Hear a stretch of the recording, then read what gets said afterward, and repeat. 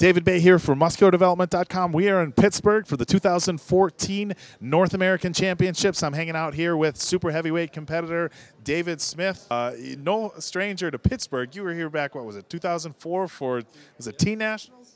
2004 Teen Nationals. Yeah, I just saw Matt Berzicott in the lobby, and I wished him a 10-year anniversary because I'll never forget we were backstage, and Jason Huh walks in, and he's got his jumpsuit on, and Matt's all edged. He's ready to go, and Jason walks by, looks like he's about to die, and he just drops his pants. Matt looks at him, I look at him, and I'm like, who gets second place? Right. And the look on Matt's face was just like, that sinking feeling. Forget that. It was funny. Yeah, that sinking feeling when you've put in 16 weeks of dieting, and before you even get on stage, you take a look at somebody and you know it's done. But anyway, fast forward 10 years. We're here in Pittsburgh. I haven't seen you on stage in a few years. What have you been up to? 2012, I just didn't want to compete anymore. I wasn't having fun with it, and not that I didn't like bodybuilding. I got really heavy into Brazilian jiu-jitsu. So for 2 years, basically, it was like I put a gi on, and I was training 6-7 days a week. I'd lift 2-3 days a week was a good week.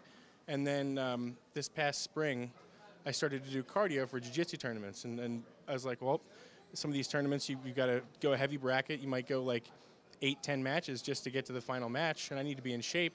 So cardio, posted some pictures up on Facebook, and my friends asked, what show you doing? And I'm like, I'm not doing a show. So then it just sort of happened. Now, with you said you were only training a couple days a week. Obviously, I think it's pretty safe to assume that you were training more than that when you were competing in the past. I mean, did your weight go down a lot, and was that something that you had to bring back up when you decided to do a show, or did you maintain a fair amount of muscularity, only training 2 or 3 days a week?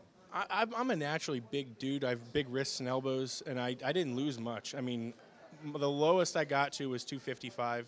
Hovered between 255 and 263. I wasn't super shredded, but I was pretty lean from all the cardio. Okay.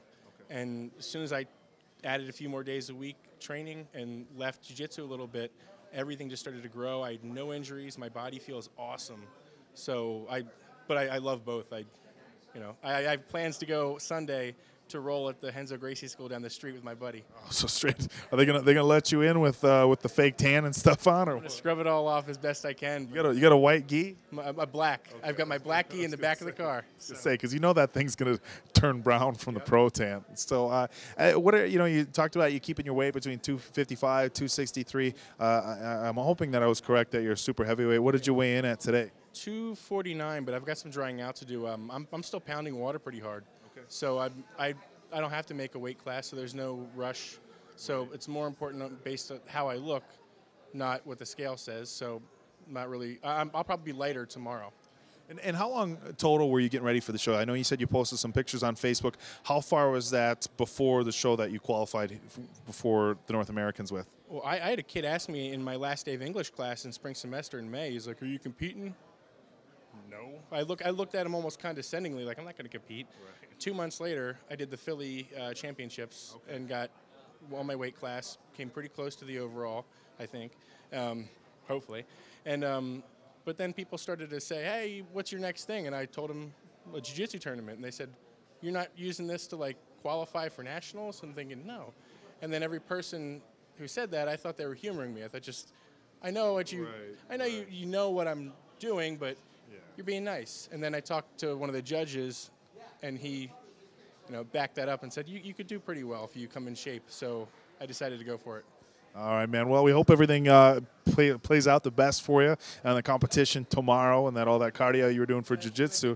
Oh, man, you can do whatever you like. Yeah, go ahead. I just want to thank Phil Viz. Did a great job with me. He's one of my good friends. I've known him about 9 years. And Dante Trudel from True Nutrition. He's done so many things for me. And Scott Stevenson, I've trained under him numerous times. He's super genius, super intelligent, very genuine person. But those 3 guys have really helped me in the sport, and there needs to be more people like them. All right, man. Well, thank you very much for the time and the interview. Best of luck tomorrow for myself and everybody at musculardevelopment.com. Guys, remember, all the men's prejudging for bodybuilding and physique is tomorrow. It's Friday at 8 a.m., so make sure to check that out. We'll have all the play-by-plays, videos, and interviews as you expect from musculardevelopment.com. But we're going to wrap it up. So one more time, this is David Baye with David Smith from the 2014 North American Championships for musculardevelopment.com and Iron Mag Labs.